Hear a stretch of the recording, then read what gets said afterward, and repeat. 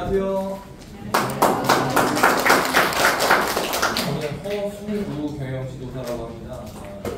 제가 이제 여기 강의 오면서 굉장히 걱정을 많이 했는데 이제 우리 대표님들도 눈치를 채셨겠지만 그 범위가 굉장히 넓어요. 경영이라는 그 큰 학문이 하나 들어가 있고 그다음에 창업과 컨설팅이라는 것들이 같이 붙어 있기 때문에 어떤 것들을 어떻게 설명을 해야 될까 이런 고민을 좀 많이 하고 왔습니다. 그래서 보시면은 첫 번째는 소자본 프랜차이즈 창업, 그리고 뭐 소자본 사업 관련해 가지고 내용들이 좀 있고, 카페 창업, 그리고 뭐 남성 여성 할 것 없이 창업을 권하고 있다. 그래서 이 말들을 좀 더 우리가 풀어서 말씀을 해석을 해봤더니 대화도 하고 싶다라는 거, 그리고 투자와 비용을 최소화하고 싶다, 그리고 카페 혹은 상품 진입이 좀 쉬워 보인다, 그리고 창업엔 남녀가 따로 없다. 결론은 마음고생을 좀 덜하고 돈을 벌고 싶다라는 생각을 아마 대부분 가지고 계실 것 같습니다. 저도 마찬가지고요.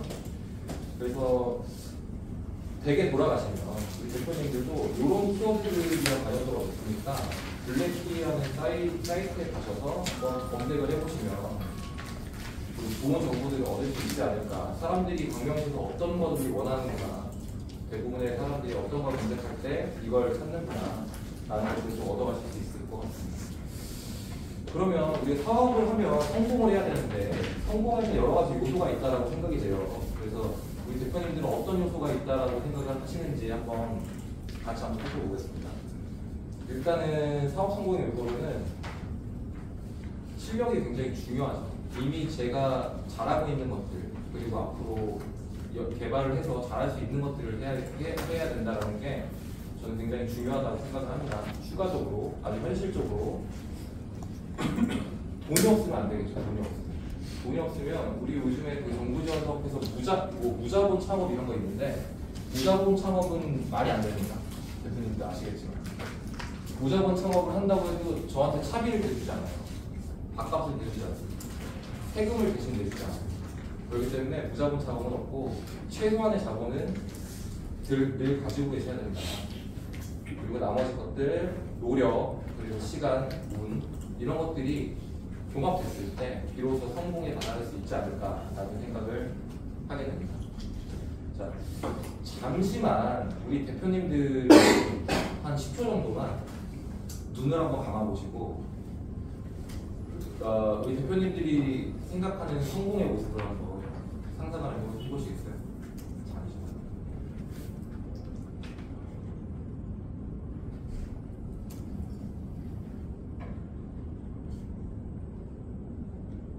자, 이제 눈을 뜨셔줬습니다.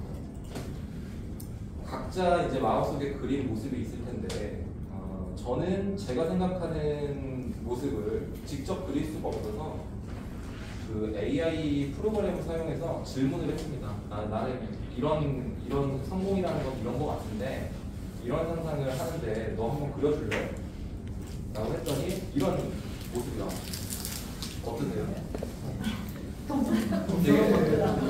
되게 행복해 보이지 않나요? 네, 돈이 만약에 목적이라고 한다면 굉장히 행복한 모습이죠. 그러면 이제 우리가 어떤 것들을 좀 이렇게 성공을 하려면 해야 되는지 고민을 많이 해야 될 것 같은데, 고민하는 남자의 모습을 그려왔습니다. 여기에 제가 출처를 달지 않거나 한 거는 여기 다 AI로 생성을 한 거기 때문에 저작권이 없어요. 그래서 저작권이 없어서 제가 그림을 그냥 가져왔습니다. 그래서 이 그림의 출처가 없는 거는 AI로 생성했구나라고 생각하시면 됩니다. 아니면 제가 직접 다니면서 사진을 찍어야 되는데 주변에 이런 부자가 없습니다. 그래서 이렇게 했고요. 그러면 뭘 해야 될지 고민을 해봤더니 가장 쉬운데 현실적으로 가능한 거, 그 모습을 한번 그려왔습니다. 이런 모습이십니다. 우리 부제에는 보시면 빵빵빵빵 뚫려 있을 거예요. 맨 위쪽에 멀티플레이어라는 프로 엔저들을. 이거를 제가 퀴즈를 내면은 안 될 것 같아가지고 사람마다 해석하는 게 굉장히 다를 수 있어서 따로 이렇게 되진 않았습니다. 이런 모습이죠. 대표님 보시기 어떠세요? 되게 바빠 보이죠? 네. 그러니까 한 사람이 결국은 여러 가지를 동시에 하거나, 네. 아니면 여러 가지를 동시에 하면서 문제가 없는 상황을 계속 유지를 해야 되는 그런 어려운 혼자만의 상황을 그리고 있습니다. 이런 것들이 굉장히 어려운데 우리가 이제 어떻게 해야 되냐. 결론은 현재까지는 아직 답이 없습니다. 각자 누군가는 가본 길, 누군가는 가보지 않은 길을 찾아서 그냥 혼자만의 여행을 해야 됩니다. 현재로는 그렇습니다. 메타인지라는 단어 들어보셨죠? 메타인지. 네, 그래서 막 이 검은 글씨로 되어 있는 거 안 읽으셔도 돼요. 굉장히 복잡하게 되어 있는데 빨간색으로 자신이 무엇을 알고 무엇을 모르는지 아는 것. 이거만 보시면 됩니다. 아래는 같은 뜻이라고 보시면 되고요. 본인이 그러니까 뭘 알고 무엇을 모르는지 본인 자신이 아는 것, 그걸 관찰할 수 있는 능력, 이런 것들을 메타인지라고 한다고 합니다. 그러니까 이렇게 보시면 제가 이제 강의를 이렇게 하고 있지만 대표님들은 저에 대해서 느끼고 계시잖아요. 근데 저는 제 모습을 잘 모르잖아요. 피드백을 받지 않으면. 근데 이렇게 이 뒤에서 관찰 카메라가 저를 보고 있는 거예요. 저의 다른 자아가 저를 보고 있는 거죠. 이런 능력이 굉장히 요구된다고 합니다. 자, 그래서 메타인지를 통한 자기 일단 객관화가 굉장히 필요하다라는 말씀을 먼저 드리고요. 이제 우리가 주제에 나오는 것만큼 경영과 창업과 컨설팅을 알아보지 않고 넘어갈 수는 없는데요. 일단 창업부터 한번 보겠습니다. 창업. 이것도 AI로 생성한 겁니다. 남의 사진을 갖다 쓰면 허락을 받고 써야 돼요. 그래가지고 창업이란 일단은 한번 보겠습니다. 단어, 그러니까 사전적 의미라고 돼요. 이게 이제 우리 대표님들도 아시겠지만 같은 창업이나 어떤 단어를 놓고 봐도 이 사람마다 해석이 다르고 책마다 내용이 다 달라요. 창업을 규정하고 있는 정의가 다 다릅니다. 특히 경영 같은 거는 이따 나오지만 굉장히 다양해요. 사람마다 표현하는 것들이. 근데 그냥 사전적 의미로 찾아왔을 때 사업 따위를 처음으로 이루어 시작함, 이렇게 얘기한다고 생각해요.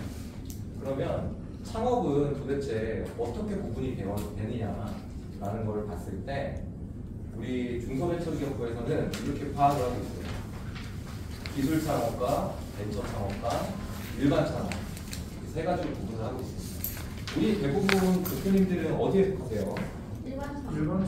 일반 창업에 속하시죠. 그래서 제가 별표를 일단 달아놨어요. 이제 너무 글씨가 사실 이 PPT도 글씨가 너무 많은 것들은 좋지 않아요. 사실. 그래서 한 번에 보이시게 달아놨다. 그래서 일반 창업하면 보시면 기술 창업이나 벤처 창업에 속하지 않는 형태, 소매업과 일반 서비스업, 생계형, 소상공인 창업 등이 해당된다. 아마 우리 대표님들 대부분이 해당되지 않을까라는 생각이 듭니다. 그래서 이거를 그림으로 좀 더 구분하는 게 있어요. 같은 내용이긴 한데 보시면은 벤처 창업이 하나 빠졌죠. 근데 이렇게 또 책에서는 공부하시는 분들이 이렇게 구분한다고 합니다.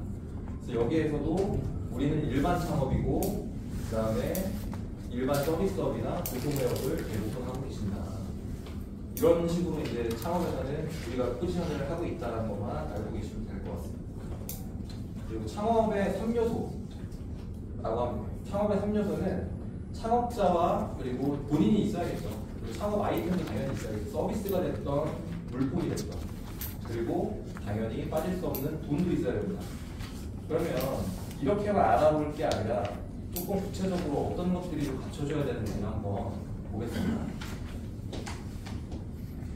일단 창업자입니다. 창업자는 지금 올바른 경영 철학부터 시작해서 전문 지식과 통찰력, 검은 글씨로 써놓은 것들은 다 우리 대표님 공감하실 거예요. 공감하시는데 제가 특별히 5번에다가 빨간색을 칠해놓은 이유는 우리가 일반적으로 알고 있는 상식과는 조금 다르다라는 느낌이 있어서 적어놨습니다. 좋은 인간관계가 굉장히 중요하다고 합니다. 심지어 변호사나 회계사 같은 전문직들도 이 영업을 하면서 그러니까 재정 성공을 이루려면 85%가 인간관계에서 온다고 합니다. 인간관계는 굉장히 중요한 거다라는 걸 좀 강조를 드리고 싶고요. 창업 아이템에 대해서는 어떤 것을 고려해야 되냐. 시장이 원하는 것을 해야 되고, 내가 좋아하는 것, 그리고 내가 잘하는 것을 해야 된다. 굉장히 뭉뚱그려서 말씀을 드리죠. 우리 대표님들이 하고자 하는 업종들도 다 다르고 그렇기 때문에 이렇게밖에 말씀을 못 드린다는 거 이해를 좀 부탁드리겠습니다. 창업 자금입니다. 이거 제가 그냥 썼어요. 창업 자금 조달 어떻게 할까요? 당연히 자본투자 본인 호주머니에서 해야겠죠. 그렇죠? 그리고 아니면 정부 지원 사업도 있습니다. 정부 지원 사업으로 지원받아가지고 경영에 도움이 되게끔 하는 거 있습니다. 근데 무자본 창업은 없어요. 무자본 창업은. 그리고 대출도 받을 수 있죠. 남의 은행에서 받을 수 있고, 뭐 보증기금에서 받을 수 있고, 그 다음에 4번, 여기 4번 많이 합니다. 4번 많이 합니다. 가족 및 지인 찬스. 가족 및 지인 찬스. 저한테는 없었지만 우리 대표님은 많으시고 저는 그렇게 했습니다. 창업은 사회적으로 이제 여러 가지 중요한 기능을 한다고 해요. 그래서 여기 사실 이 출처에 보면은 창업의 이해라는 책을 저도 가지고 있는데 좀 더 다양한 내용들이 있었지만 저는 공감 가지가 않아서 일부 내용들을 삭제를 했습니다. 첫 번째 창업의 중요성은 이윤 창출을 한다. 그리고 일자리도 사회적으로 창출을 하죠. 그리고 과학과 기술의 발달을 촉진하죠. 네, 이해가시죠? 그리고 자원의 생산과 활용 이런 이유 때문에 창업이 중요하다라고 적어놨습니다. 창업 동기 이건 제 동기예요. 우리 동기. 우리가 창업을 하는 동기는 경제적 동기가 가장 크죠. 돈이 그렇죠. 물론 자아 실현의 동기는 가장 높은 단계의 욕구이긴 합니다. 우리 대표님들 아시다시피. 그렇지만 당장은 경제적 동기가 굉장히 크고 그 다음에 사회적 동기도 있죠. 여기 이렇게 모이셔가지고 같이 뭐 봉사활동도 하실 테고 그 다음에 우리 상인의 활동도 하실 테고 이 관계라는 게 굉장히 중요하잖아요. 이런 관계 속에서 본인을 찾아가는 것도 굉장히 중요하다. 그래서 창업의 동기는 사회적 동기로 포함이 된다. 그리고 궁극적으로는 항상 나오는 자아실현의 동기. 우리 뭐 메슬로우의 욕구 이론 해가지고 항상 5단계 나오잖아요. 그렇죠? 그게 제가 아주 디테일한 내용은 기억이 안 나지만 요즘 메슬로우의 욕구 이론을 7단계, 8단계로 얘기하는 경우도 있습니다. 그 안에 뭐 미적 요소 이런 걸 넣어가지고 이제 인간이 살면서 가장 궁극에 달성하고자 하는 욕구가 무엇이냐? 자아실현이다 라고 얘기할 정도로 창업의 동기는 굉장히 중요하다고 해야 돼 라는 거를 알 수 있겠습니다. 그럼 이러한 창업을 하게 되면 뭐 여러 가지 요인들이 있을 텐데 성공하는 요인과 실패하는 요인들을 우리가 살펴볼 필요가 있죠. 책에 아마 있을 겁니다. 보면은 이분들이 다 조사를 해놨어요. 제가 만든 이론은 없습니다. 저는 이론가도 아니고 그냥 이제 널리 알려진 정보나 이론들을 통합해서 이제 여러분들한테 소개를 시켜드리는 겁니다. 성공 요인은 일단은 성공 사례 조사. 이거 레이저가 좀 특이하고 이게 안 보이시나요? 안 보이죠, 그렇죠? 그냥 말씀드릴게요. 맨 밑줄 왼쪽부터 보시면은 성공자 사례 조사 그리고 벤치마킹이 있어요. 그리고 아이템 선정 및 타당성 분석 이런 것들을 해야 됩니다. 지원 사업을 확인해야겠죠. 이거 쓰신 분들은 저랑 이제 좀 업종이 겹치시는 분들 같아요. 지원 사업 당연히 이거 확인하셔야 됩니다. 우리 아까 말이 나와서 그런데 우리 강병식 자영업지원센터에 또 정부 지원 사업 좀 나와 있는 거 있죠. 요거 지금 현재 나와 있는 거 아시는 분들?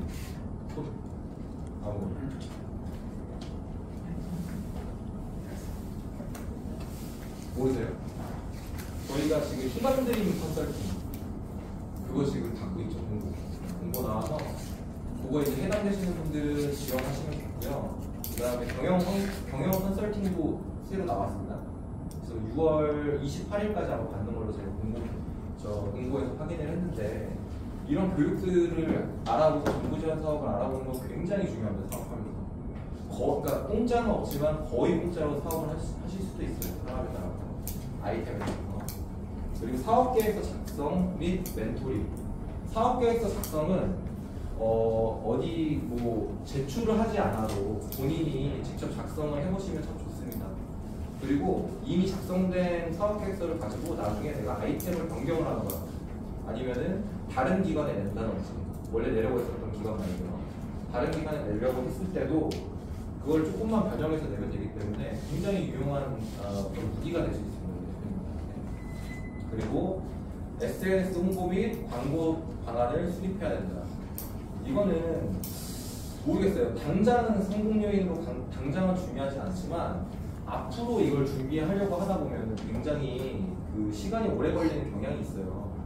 그래서 저는 항상 어디 이제 가면은 인스타라든지 페이스북이라든지 뭐 당근마켓 이런 것들, 네이버 플레이스도 마찬가지고, 네이버 플레이스는 제가 잘 하진 않지만 이런 것들에 본인의 상품이나 본인이 어떤 일을 하는 사람이라는 걸 사업을 하기 전부터라도 알릴 필요가 있어요. 본인이. 그때 돼서 어느 정도 유명해지고 그리고 본인이 그 시스템이 익숙해졌을 때 내가 아이템이 생기면 그때 바로 실으면 되는 거예요. 근데 그런 아이템을 선정을 해놓고서 나중에 거기에 진입을 하려고 하면 그때는 좀 늦어요. 시간이 다시 배로 걸립니다. 그래서 기존에 좀 간단한 홍보 방안을 광고 방안 좀 넣어놓는 게 좋겠다. 그리고 실패 요인도 있습니다. 차별점이 약하다는 건데, 차별점이 약하다 이게 무슨 말일까요? 그리고 두 번째, 만인의 연인이다. 만인의 연인. 그러니까 제가 제품을 냈는데 이게 모든 연령층과 모든 사회적 어떤 그 인구 통계학적인 그러니까 인구 통계학적으로 구분되지 않는 모든 사람들이 좋아해주길 바라는 것 자체는 실패 요인이다. 모두를 만족시킬 수 없겠죠. 그리고 내가 좋아하는 것을 판매. 그리고 내가 좋아하는 것을 판매. 이거 되게 많죠. 네, 발명하시는 분들. 내가 너무 좋아가지고 막 그것만 막 수십 년씩 팠는데 판매가 안 돼요. 특허는 되는데, 특허나 실용신화는 되는데 판매가 안 돼요. 그래서 그런 문제들은 실패의 요인이다. 그리고 맨 아래 먼저 보시면 확증 편향이라고 되어 있어요. 집착으로. 유사하죠. 그러니까 남의 말 안 듣는 거예요. 자기가 믿고 있는 것만 옳다. 자기 신념만 내세우는 거죠. 이게 내가 좋아하는 것만 판매하는 거랑 거의 다르지 않다라고 생각해요. 그리고 실패 요인 중에 하나는 서두르는 서두르. 급해요 항상. 당연히. 일이 많아서 바쁜 거랑은 급한 거랑 달라요. 그래서 저도 소상공인 컨설팅 많이 가고, 우리 정말 저는 그 상인회 하면서 클레임 처리 많이 했어요. 그 우리 상인회 이제 운영하시다 보면 내부적으로도 갈등이 굉장히 많고, 그다음에 시에서 뭐 저희 기관에서 해오라는 서류도 굉장히 많고, 그래서 여러 가지 그 어려운 점들을 해소시키려다 보니까 저도 모르게 점포를 엄청나게 돌아다녀요. 경기도 전체를 다 돌아다녔는데, 그러면서 보면은 대표님들 이제 이 사업 운영하시는 거 보면은 항상 과다채용 이런 건 제가 잘 눈에 안 보이니까 모르겠는데 시설 투자, 직원한테 잘 못 돼 있어요. 바쁘니까 대화도 잘 안 되고 직원분들도 일만 하고 이러면 실패 요인이 될 수 있으니 우리가 좀 주의를 해야겠다. 이런 것도 볼 수 있습니다. 그리고 이미 대표님들은 그 대부분 사업자를 해보셨기 때문에 이런 내용은 제가 다음에 나오는 내용은 이미 인지를 하고 계실 텐데, 사업을 처음 내시는 분들은 잘 모르실 수 있어요. 그래서 우리 창업을 할 때 개인 사업자와 법인 사업자를 내야 된다. 낼 때 이제 어떻게 되는지 이런 대략적인 내용들. 그리고 왼쪽에 보시면 특징들을 제가 적어놨습니다. 그 왼쪽에 있는 그림 귀엽죠? 그림이 어때요? 그림도 제가 생성한 겁니다. 혼자 있는, 그리고 여러 명이 같이 있는. 이런 사진도 남의 거를 가져올 수가 없어요. 그래가지고 개인 사업자부터 보시면 세무서에서 사업자 등록하면 되죠. 그리고 이 업종에 따라서는 인터넷으로 됩니다. 요즘에 인터넷으로 개인 사업자 등록되죠. 그리고 사고가 만약에 발생하거나 하면 사업주가 다 책임져요. 개인 사업자. 그리고 종합소득세 과세 내는 거 다 알고 계세요. 우리 얼마 전에 종합소득세 신고했죠. 5월에. 그리고 기업 활동이 비교적 자유롭다. 근데 이 자유로움이라는 거는 자본의 자유로움인 거 아니에요? 제가 개인 사업자 통장에 있는 돈을 써도 상관없잖아요. 그렇죠? 어떤 용도로 써도 상관없어요. 나중에 세금을 낼 때 증빙을 해서 이거를 내가 나중에 세금을 좀 절세하고 싶다 할 때나 이 항목별로 나오는 거지, 내가 이걸 쓴다고 해서 문제가 되지 않죠. 내 개인 사업자 카드로. 근데 이제 법인 사업자는 다르죠. 우리 법원에 설립 등기해야 되고, 그 다음에 세무사의 사업자 등록이 동일하죠. 근데 만약에 사고가 나면 지분 한도내에서 책임을 진다고 합니다. 이게 이제 개인 사업자와 본인이 정부 책임져야 되는 거랑 다른 점이죠.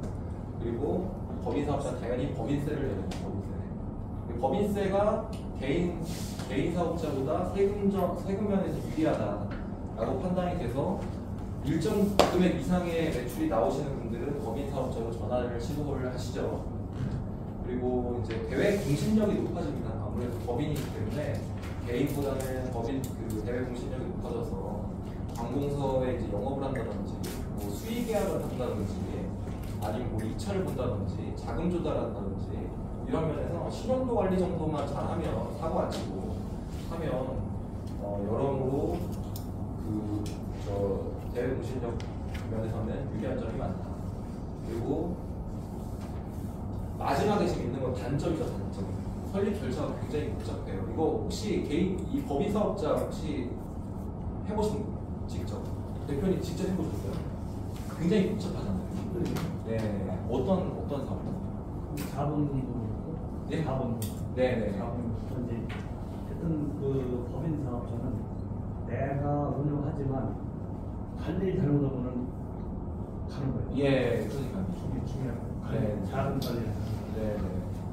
그래서 법인 사업자에 대해서 좀 얘기를 하면 좋긴 한데 우리는 대부분 이제 개인 사업자이기 때문에 개인 사업자 위주로 좀 얘기를 할게요. 저희 법인 사업자 보면 이제 설립 절차 복잡한 것도 있고 돈을 한 번 잘못쓰면 안 돼요. 100원이라도 잘못 쓰면 네, 바로 그냥 바로 이게 잡혀 들어가게 되고 잘못하면 굉장히 조심해야 됩니다. 실수도 거의 용납이 안 되죠. 이 뒤에 같은 내용이긴 한데 개인 사업자 설립 절차만 그냥 그래프로 볼게요. 그래서 맨 뒤에 보시면 돼요. 사업자 등록 신청하실 때 사업자 등록 신청서 하나 붙여야 되고 그다음에 이게 실무적인 거죠. 그다음에 우리가 사업할 장소가 필요해요. 물론 집에서 하시는 분들도 있어요. 개인 사업자 내시는 분들도 있지만 보통은 매매 계약서라든지 내 건물이면 아니면 임대차 계약서를 가지고 계셔야 된다. 그리고 주민등록번도 한부 가지고 계셔야 됩니다. 이렇게 해서 세무사에 들고 가면 돼요. 직접. 요즘에 세무사 잘 돼 있어서 다 도와주시잖아요. 선거에서. 자, 이제 이 창업 기업들을 보면 우리나라에서 창업 기업들이 어떻게 지금 발생되고 있는지 한번 보면 숫자가 지금 1000개 단위로 되어 있죠. 여기 1000개 단위로 여기가 안 보이네요. 뒷면에 여기 보시면 그래프가 이제 2016년도, 17년도, 18년도 해서 19년도 한번 푹 줄었다가 20년도에 한번 늘었다가 코로나 이후로 점점 줄어들어서 2023년도에는 지금 사업자들이 100만 개, 120만 개 정도 사업자가 생긴 걸로 보입니다. 우리나라에서 120만 개나 창업을 한대요. 1년에. 굉장히 많죠. 우리나라 인구가 5천만인데 5천만 조금 넘죠. 한 5,200만 되나요 요즘에? 그 정도인데 120만이면은 50명 중에 한 분은 1년에 창업을 한 번씩 한다는 거예요. 굉장히 많은 거죠. 옛날에까지 반에 한 명씩 1년에 한 번씩 창업을 하는 거예요. 이거를 이제 그래프로 그냥 나타나는 걸 봤어요. 그래프에 있는 거를 표로 이제 옮겨놓은 겁니다. 같은 내용인데 넘어갈게요. 여기 궁금하실 거 하나 있으실 수 있어요. 기술 기반 업종 창업 기업 해가지고 여기 있는데 이거 뭐냐 정의를 해놓은 게 있어요. 여기 아래쪽에 보시면은 제조업과 지식 기반 서비스업 이런 것들을 합쳐서 기술 기반 업종이라고 한다고 합니다. 이거는 중기부에서 다 내는 거죠. 그다음에 여기 이제 보시면 소상공인 현황이 나와 있어요. 소상공인 현황이 나왔는데 저 전체 보시잖아요. 여기 지금 빨간 칸 두 개 보시면 되는데 저 전체는 전체 사업자 수의 소상공인 비율이 정확하게 된다는 거죠. 네, 84.8% 기업 수로 보면 그리고 아래 종사자 수로 보면 종사자 수는 아무래도 큰 기업들이 많은 사람을 데리고 있으니까 종사자 수는 좀 줄 수밖에 없죠. 36.9%나 된다고 합니다. 소상공인에서 소속돼서 일하시는 분들이 자영업자나 무슨 소상공인 이런 것들이 그러니까 이제 소기업과 소상공인 나누는 건 맞아요. 그때 우리 상시 근로자 수 단 5인 미만이냐, 뭐 10인 미만이냐 업종에 따라서 제조업, 운수업, 광업, 그리고 광운 하나 더 있죠. 제조업, 운수업, 광업, 그다음에 건설업, 그렇죠? 이렇게 있죠. 이렇게는 10인 미만까지죠. 근데 그런 부분이 아니고 자영업자는 이재용도 자영업자네요. 이건희 회장도 자영업자예요. 그러니까 사업체를 운영하는 사람은 자영업자랍니다. 네, 그래서 소상공인보다 훨씬 더 수가 많죠. 그러니까 우리가 자영업자 하면은 이렇게 보잖아요. 되게 소상공인이랑 다른 거 아니야? 라고 생각을 하시는데 그게 아니라고. 사업체를 운영하면 자영업자. 네, 그래서 훨씬 더 포괄적인 겁니다. 상식적으로. 저도 찾아봤습니다.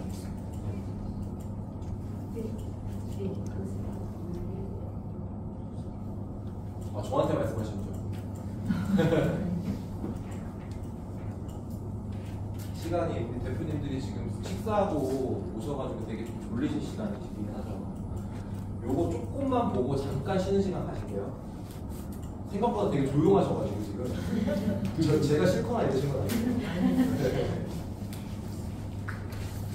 자, 경영이 나왔으니까 경영이 뭔지 여기까지만 보고 잠깐 쉬겠습니다. 10분 정도. 경영이 뭘까? 아까 제가 처음 말씀드릴 때 그 경영을 지칭하는 표현들이 굉장히 많다라고 했잖아요.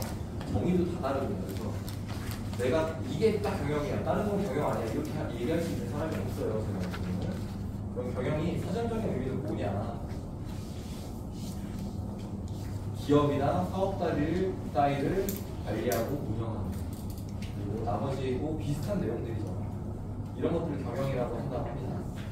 그리고 요 말씀을 드리고 이제 잠깐 쉴 건데, 그 경영학 이거 아니죠? 그러니까 이거는 그냥 책에 있는 거. 대학 교재에 보시면은 항상 나와 있는 단어가 경영이랑 빠지지 않는 게 최적 배분이라는 단어입니다. 최적 배분. 그러니까 희소한의 자원을 우리가 부가가치를 창출하기 위해서 투입해서 이걸 관리하는 그 자원의 최적 배분, 목표를 이루기 위한 자원의 최적 배분, 이걸 경영이라고 합니다. 경영은 이어서 이제 말씀드리면 우리가 왜 소상공인인데 경영을 알아야 돼라고 생각하실 수도 있어요. 저도 공감합니다. 이게 뭐 대부분 뭐 이제 대기업을 하면서 컨설팅이라든지 경영이라든지 뭐 이런 학문들이 같이 생겨난 거기 때문에 그렇게 아주 딱 맞지는 않지만 기본적인 것들을 좀 알고 계시면 좋겠다라는 취지에서 말씀을 드리면, 경영은 크게 6가지로 나누시는 분도 있는데 대부분 4가지로 나뉜대요. 경영은 이렇게 나뉜다라는 것만으로도 알고 계시는 것도 큰 도움이 돼요. 인사, 노무, 친구죠, 둘 다. 그리고 재무관리, 그리고 생산관리, 그리고 마케팅, 이렇게 있습니다. 물론 디테일하게 보면 이 안에는 이런 내용들이 있어요. 인사, 노무의 경우에는 조직관리, 뭐 인적자원, 그다음에 뭐 갈등 이런 것들 생기죠. 노조, 채용, 재무관리는 재정관리, 기업금융, 자본조달, 생산관리는 생산 기획부터 시작해서 생산, 운송, 반송 프로세스 이런 것들이 이제 다 포함이 된다고 합니다. 그리고 마케팅은 고객 관리, 관계 관리, 그리고 시장 조사, 영업, 광고, 홍보 등. 이 영업이 마케팅 안에 들어가 있죠. 들어가 있어요, 실제로. 그래서 마케팅이 영업보다 더 큰 범위다. 홍보 마찬가지네요. 홍보 안에 들어가 있고. 이렇게 이제 구분이 된다는 걸 좀 보시면 됩니다. 미국 드럭스토어 가면은 거기에서 조사를 한 거예요. 그러니까 돈을 좀 장사를 잘해야 되는데 이게 우리가 매출을 어떻게 올릴 수 있을까? 특정 제품에. 그리고 이제 사람들 어떻게 하면 끌어들일 수 있을까를 고민을 하다가 사람들이 구매하는 패턴을 보기 시작했어요. 구매 영수증을 보기 시작했더니 애아빠들이 이제 와이프분이 전화를 해서 애들 기저귀 사와 이렇게 얘기하면 본인이 사오면서 보상 심리로 맥주를 강탈한다는 거예요. 네, 그래서 아빠들이 맥주를 구매하는 내역들이 특히 기저귀 사는 사람들이 많다라고 해서 이 2개의 물품을 묶어서 패키지로 팔다든지 아니면 근처에 둔다든지 이런 식으로 해서 매출을 향상시킨 기록이 있다고 합니다. 사례가 있다고 합니다. 네, 미국에 괜찮 재밌죠. 예, 이런 게 그러니까 우리가 굉장히 연결성이 없다라고 생각했었던 것들이 이런 식으로 연결성이 있어요. 이거를 찾아내고 이거에 맞춰서 프로그래밍 하는 것도, 그러니까 어떤 이 구색을 맞추는 것도 마케팅의 역할입니다. 마케팅이 나와서 하는 거예요. 패스트리라고 써있죠. PESTL이라고. 이것도 계속 변하고 있습니다. 이것도 변하고 있어요. 예전에 10몇 년, 한 20년 전쯤에 이런 당연히 이론이 있었어요. 항상 있었는데 그 전에는 패스트까지만 있었어요. 패스트 대부분의 책들이. 근데 나중에 기술과 법적인 것도 굉장히 중요시 되면서 이런 외부 환경을 우리가 알고 시장에 진입해야 된다라는 것들을 이렇게 보여주는 거예요. 그래서 예시를 보면은 이런 내용들이 있어요. 정치적이라고 하면은 진출 국가의 정치적 위협성, 무역 장벽 이런 것들.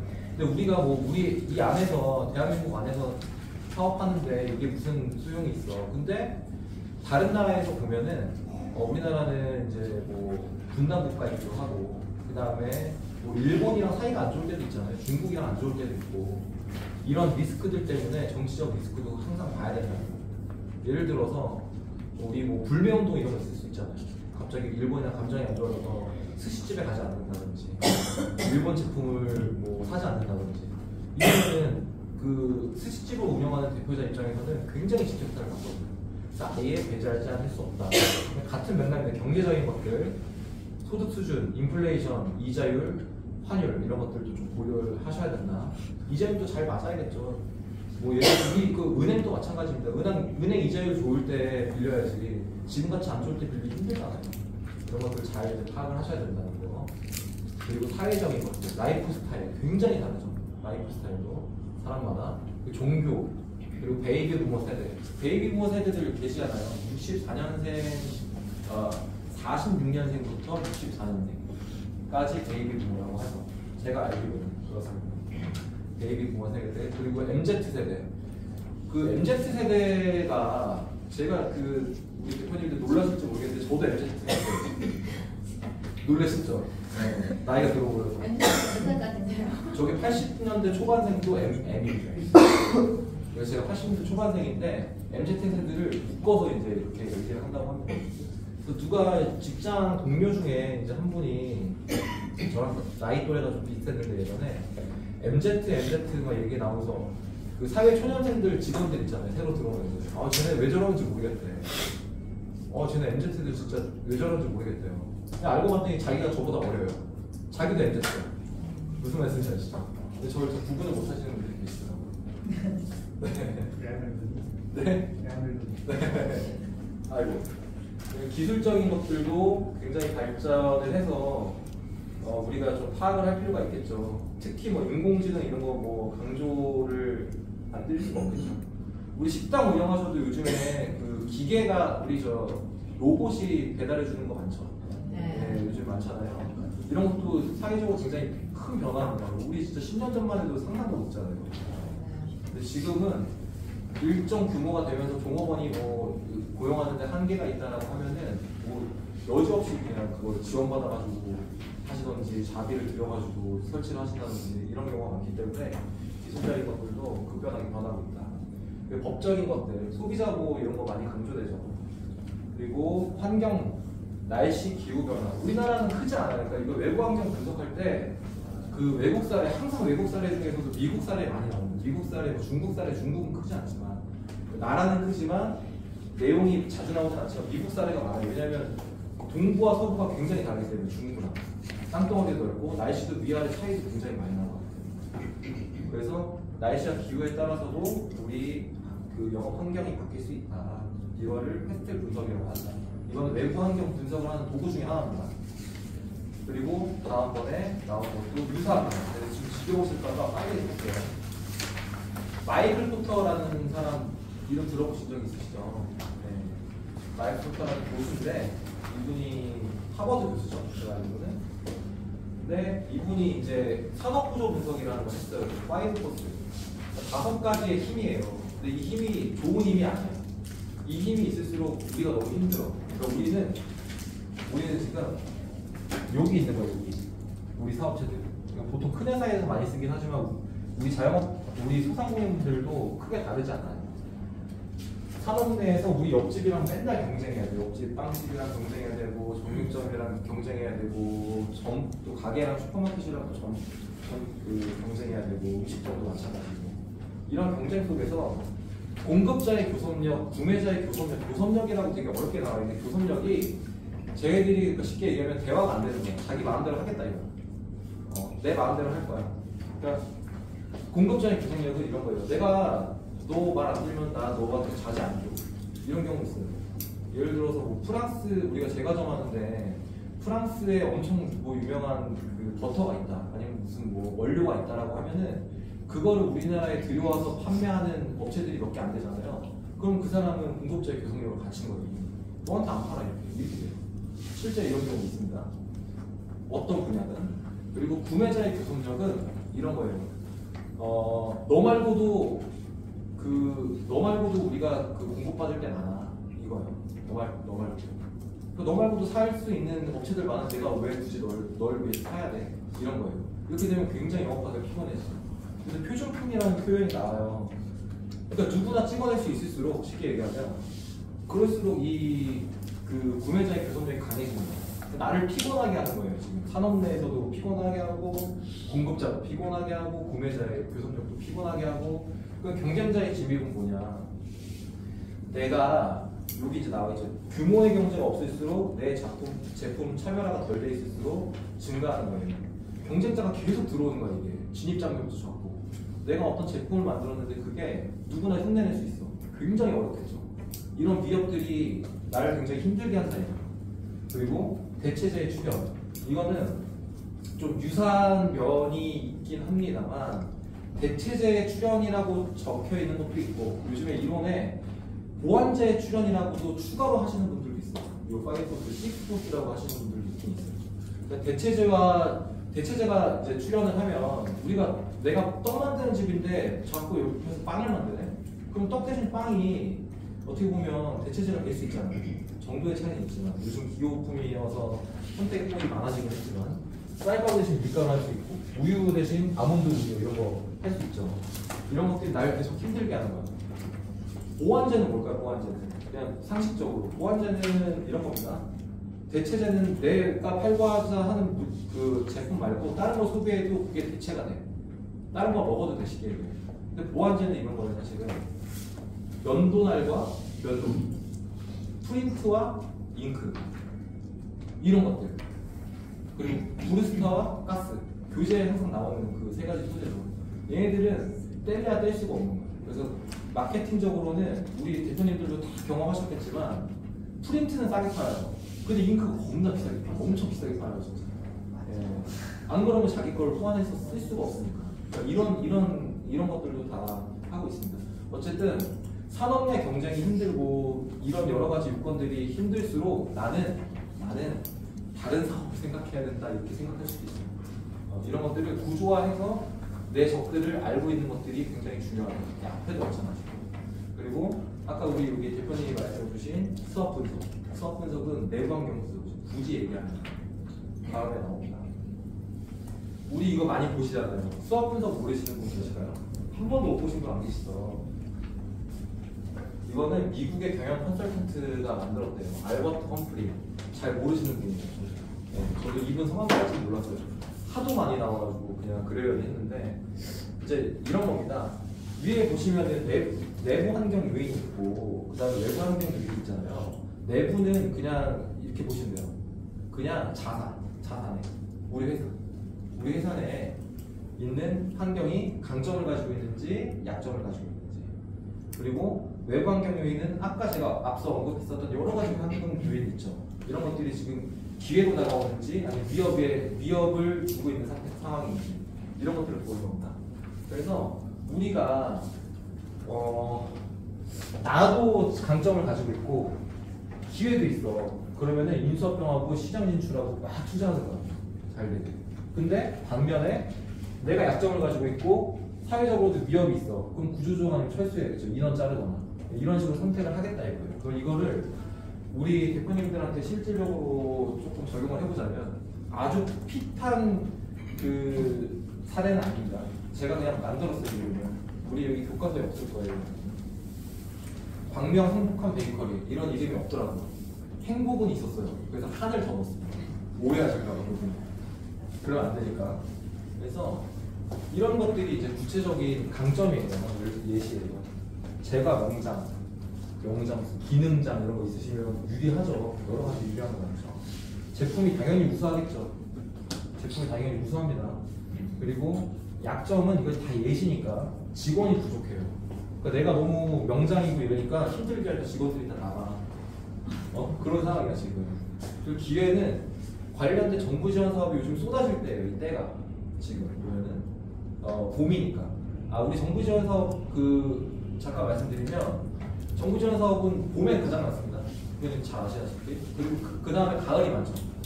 그 다음에 여름이 많고 겨울이 가장 없습니다. 상식적으로 이제 사업 처음 하시는 분들 도움이 되게. 비협으로 다가오는 건 경쟁 제과점의 저가 정책 중 비슷한 거 파는데 계속 싸게 팔아 이런 거 비협이죠. 이거는 컨트롤이 안 되기 때문에 비협이라고 한 거예요. 내 회사 같으면 비협이 아닌 거예요. 남의 외부 환경이기 때문에. 이러면 우리가 전략을 어떻게 취해야 되냐. 현재 S5 전략 같은 경우는 제과 명장의 기술력으로 온라인을 입점하면 돼요. 온라인 입점하면 돼요. 시장 막 뻗어나가면 돼요. 그 다음에 W, 이거 아주 굉장히 단순하죠. W 전략은 정부 지원 사업 통해서 1년만 해소하면 돼요. 전문 인력 지원받는 프로그램들 있잖아요. 이런 것도 해소하면 돼요. 간단하게. ST 전략, 제품 중복을 자재 협의하는 거. 이거는 현실적으로 좀 어려울 수 있어요. 싸울 수도 있죠. 제과점에 근처에 있으면은 가가지고 이거 물건 겹치고 너도 그거 구색을 넓히면은 생산비가 너무 늘어나잖아요. 우리 이런 거 하지 말자. 소모성으로 경쟁하지 말자. 우리는 이 제품에 특화된 거 집중하고 니는 저가로 때리고 그렇게 가자 라고 할 수 있는 거예요. 전략 제외라고 써 있어서 마땅한 예가 없어서 적긴 했어요. 그 다음에 WT 전략, 자동화 또는 페어. 이거 뭐냐, 그러니까 우리가 직원도 부족하고 경쟁 제과점이 저가 정책 중이에요. 이러니까 직원을 더 뽑을 수 없잖아요. 그럼 어떻게 해? 자동화해요. 그렇죠. 자동화해도 안 되겠어. 내가 뭐 경쟁력이 딸리거나 자동화할 돈도 없어. 그러면 어떻게 해요? 처리수를 폐업하는 거예요. 이런 식으로 우리가 구조화해서, 그러니까 실무에서는 여기다가 내 강점과 기회를 막 씁니다. 써가지고 막 그려가면서 막 이렇게 해요. 이거를 자주 보는 게 뭐냐면, 우리 사업계획서 보면 공공기관마다 다른데, 아예 우리 대표님들 사업계획서 잘 모르시면 요거 넣어줄 테니까 쓰세요라고 파란 글씨로 박혀있어요. 그런 경우 있어요. 컨설팅도 우리가 안 볼 수 없죠. 컨설팅은 이런 거라고 합니다. 미국에서는 이제 저렇게 빨간 글씨로 표현을 해놨고, 우리 한국에서는 한국경영기술 지도사회가 가장 커요. 법정단체로. 컨설팅 쪽에서는. 그래서 뭐 이렇게 표현을 해놨습니다. 그러니까 이런 정의가 있다라는 거 정도 보시면 되고, 도와드리는 거죠. 그러면은 우리가 어떤 것을 해야 되는지 책에 나와 있습니다. 잘했었고 잘 알고 있고 앞으로 잘할 수 있는 거 하면 좋죠. 하면 좋은데 못할 수도 있어요. 그리고 내가 잘하고 있는 게 이미 있겠지만 모르실 수 있어요. 그럼 우리가 뭘 해야 되겠냐? 제가 그래서 하나 들고 왔죠. 워크넷에 가시면 창업 적성 검사라고 있어요. 제가 이거 직접 했어요. 저는 110문항이고 20분 걸리는데 20분 안 걸려요. 직접 해보시면 생각보다 되게 문제가 단순해요. 그래서 내가 과연 창업에 이게 적성이 맞는지를 한번 볼 수 있어요. 그리고 어떤 것들, 어떤 종목들이 나랑 맞는지를 보실 수 있는데, 저는 쭉 했어요. 제 이름이랑 지금 나오죠. 여기 보시면 나오는데 저도 깜짝 놀랐어요. 제가 이 10개 정도 되는 항목 중에서 5개가 거의 만점이거든요. 보시면은 무슨 뭐 자신감, 주도성 이런 거 난리 났어요. 근데 실제로 진단 결과가 62점밖에 안 돼. 그러니까 저거 100점 맞으면 제가 볼 때는 거의 뭐 굉장히 외향적인 사람이어야 되는 그 정도예요. 그래서 결과 요약을 뒤에 나오지만 결과 요약을 했는데 저의 경우에는 63점 나왔고요. 1순위가 도매 및 상품 중개업 나왔습니다. 2순위는 목재 및 나무 제조. 저도 모르는 제 자아를 발견했어요. 제가 여기서 제가 저런 거 잘할 수 있구나. 3번이 서비스업. 저 서비스업 맞습니다. 서비스업 맞아요. 그래서 잘 왔죠. 그래도 우리 대표님도 한번 해보시고 적성에 맞는 것이 뭔지 한번 경험을 해보시면 좋을 것 같습니다. 그래가지고 이렇게 했는데 이거 나중에 집에 가가지고 저 URL 다 치시기 힘들잖아요. 기업마당 중소기업유통센터 소상공인진흥공단, 경상원, 그 다음에 자영업 아카데미, 창업진흥 K스타트업 이런 사이트들은 꼭 알고 계셔야 돼요. 그리고 정부 지원 사업 관련돼서 항상 버릇처럼 보셔야 됩니다. 어플이 있으시면 어플 까셔야 됩니다. 그걸 추천드립니다. 컨설팅 요청할 수 있어요. 컨설팅.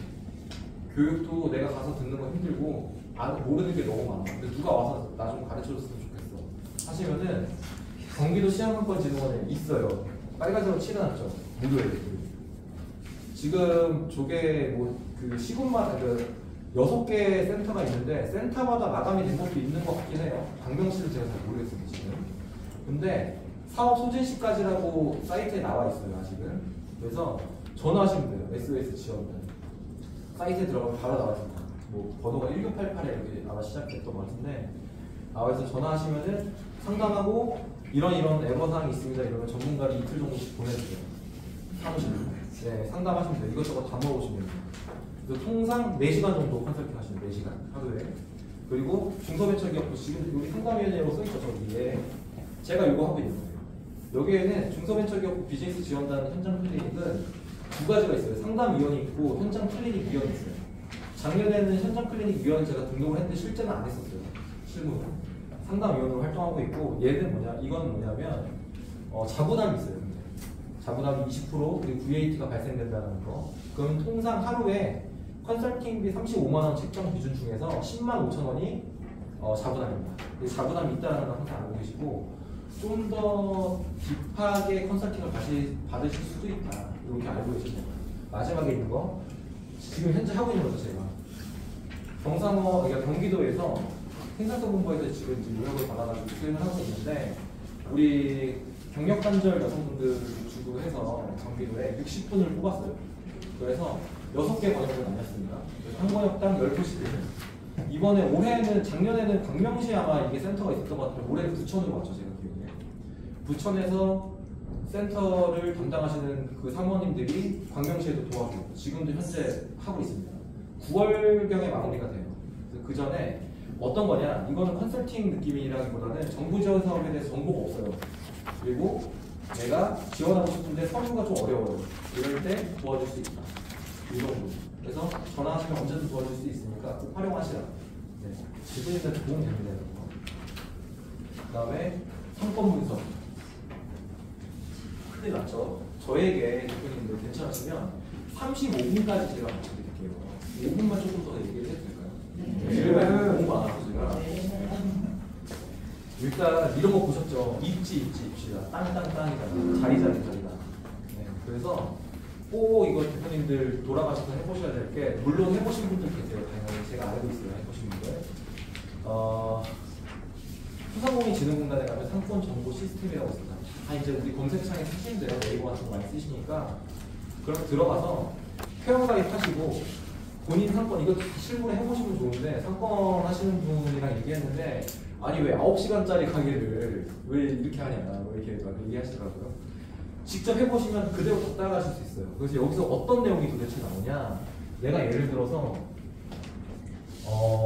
여기 광명 우체국 근처에 점포를 할 예정이다 아니면 하고 있다 라고 할 때 여기를 기점으로 범위를 지정을 할 수 있습니다. 이렇게 300m, 500m, 1km 이 주변에 나의 경쟁사 누가 있는지, 그리고 평균 소득이 얼마나 되는지, 유동인구가 얼마나 되는지 뭐 이런 것들, 그리고 낮 시간, 밤 시간에 언제 가장 사람이 많이 다니는지, 성비가 어떻게 되는지, 나이가 어떻게 되는지 이런 것들이 다 나와요. 그래서 내가 모르고 있었던 정보들을 좀 캐치할 수 있기 때문에 한번 사용해 보시길 꼭 권장을 드리고요. 조금 구체적으로는 이런 내용입니다. 요약 부분 나오고 업종 분석, 매출 분석, 인구 분석, 그 다음에 지역 현안 이런 것들 나옵니다. 그래서 꼭 한번 보시기 추천을 드리고, 유사한 걸로 해서 경기도 시장상권진흥원에도 유사한 시스템이 있어요. 똑같이 검색해서 들어가셔도 돼요. 얘는 조금 다른 게 그래서 골목상권 도시화나 뭐 골목형 성정가나 이런 내용들이 같이 영역에 표시가 돼요. 앞서 소개드린 소상공인진흥공단 시스템이랑 유사한 점이 있습니다. 본인한테 맞는 거 사용하시면 돼요. 그리고 프랜차이즈 만약에 하시는 분들이 있으면 이거 못 보신 분 계실까요? 프랜차이즈 하시는데 공정거래위원회 가맹사업거래로 치고 들어가시면 여기에서 내가 만약에 백다방을 하고 싶다, EDR을 하고 싶다 이런 것들이 있으면 그 경쟁사들이잖아요. 그래서 어떤 프랜차이즈를 선택을 해야 좋을지 모르잖아요. 그러니까 좀 더 경쟁사라고 하면은 사실 메가커피 뭐 이런 것들이 더 경쟁사적 적합을 이디안이 이미 중가로 올라왔으니까 다르긴 합니다.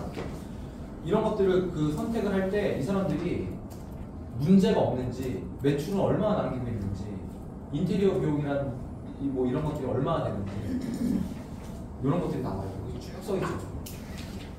재무상환, 임시원수. 그래서 이게 프랜차이즈 업계에서는 좋아하지 않는다라는 후문을 들었습니다. 후문입니다. 다 나왔기 때문에 내가 프랜차이즈를 뭘 하겠다 하면은 항상 검색을 해보시고 비교를 해보시고 투자 대비 얼마나 안전하고 얼마나 이득이 있을지를 항상 보셔야 된다라는 거 꼭 추천을 드리겠습니다.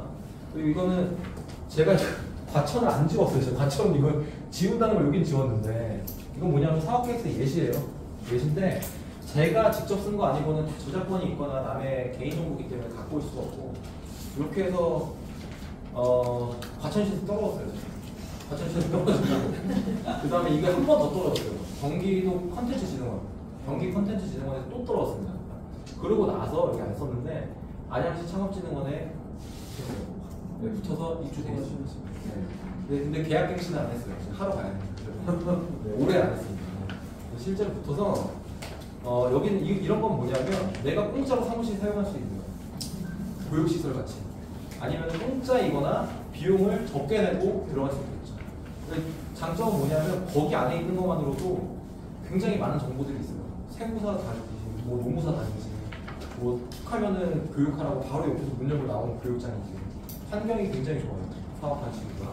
그래서 소자본으로 사업하실 때 그 해당 요건이 되신다고 하면 진흥원 같은 곳이나 아니면은 창업교육센터나 근처에 대학교가 있다면 대학교 같은 창업교육센터들이 있어요. 이런 데도 입주하시면 좋겠다. 그리고 정부지원 사업 네. 정부지원 사업시 지원시 고려사 할 때 항상 헷갈리시는 분 있어요. 어디 뭐 국세청 들어가고 막 찾으시는 분인데 통계청 들어가셔야 돼요. 네, 5자리. 요거 확인해가지고 하셔야 됩니다. 네. 요거 확인해서 내가 지원사업을 받을 수 있는지 없는지. 지원사업마다 제외업종이 나와 있어요. 지금 지원사업 공문에 보시면 대부분은 요거를 검증하고 하시는 게 리스크가 적다라는 거. 그리고 그 정도까지 할게요. 일단 그리고 요런 것들이 뒤에 붙어 있습니다. 네, 보시면 돼요. 우리 대부분 다 여기서 숙박 음식점 하시는 분들 10억, 네, 10억 넘어가면 우리 소상공인 안 돼요. 어떤 말씀인지 아시죠? 지원사업 못 받아요. 네, 지원사업 못 받습니다. 10억 넘어가면 매출에. 이런 것들. 자, 지원사업은 이런 식으로 흘러가요. 흘러가는데 1번, 2번, 3번이 있다고 하면은 서류평가하고 그냥 합격하는 경우도 있고 서류평가하고 면접하는 경우도 있어요. 면접. 창업사관학교 이런 거 중에서도 경상권을 면접해요. 가가지고 면접 봅니다. 그리고 합격하고 그 다음에 서류평가하고 발표평가하고 합격하는 거. 금액이 커질수록 발표평가 많이 시킵니다. 네, 많이 시켜요. 그럼 발표평가 할 때나 이럴 때 주의해야 될 사항들을 제가 좀 적어놨습니다. 이거는 원래 우리가 이제 보안서 같은 걸 썼기 때문에 세부적인 내용을 제가 드릴 수는 없어요. 그리고 이거는 아마 편집을 하시는 게 좋을 것 같긴 해요. 일단 강의가 끝나면